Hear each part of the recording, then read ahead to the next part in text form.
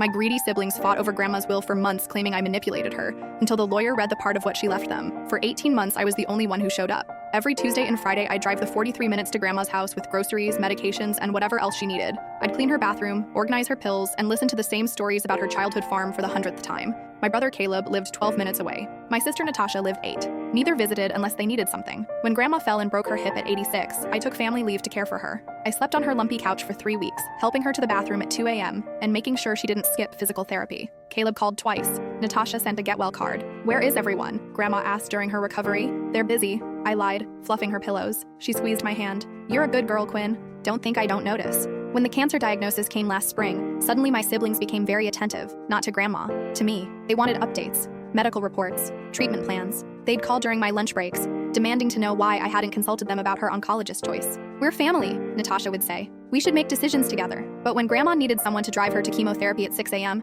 they were nowhere to be found. During her final month, Caleb visited twice, both times asking if she'd mentioned updating her will. Natasha brought flowers once, and spent the entire visit photographing herself holding Grandma's hand for her social media. "Look how devoted I am to my grandmother," her Instagram caption read. I wanted to vomit. Grandma passed on a quiet Thursday morning while I held her hand. She'd been unconscious for 2 days, but I kept talking to her anyway, reading her favorite poetry aloud. When her breathing stopped, I kissed her forehead and called the hospice nurse. Then I called my siblings. They arrived within an hour, faster than they'd moved in months. The fighting started immediately. "She should have gone to that specialist in Dallas," Caleb said, pacing her living room. "Quinn probably talked her out of aggressive treatment," Natasha added, eyeing Grandma's antique furniture like she was mentally cataloging it. I bit my tongue and started planning the funeral they should have been organizing together. The accusations began 3 days later. "You isolated her," Caleb accused during the wake, "turned her against us. You were controlling her finances," Natasha whispered loudly enough for half the funeral home to hear. Classic elder abuse. I stared at them in disbelief. "I was taking care of her while you two pretended she didn't exist." "That's manipulation," Caleb shot back. "Making yourself the only option, so she'd leave you everything." The will reading was scheduled for the following Tuesday.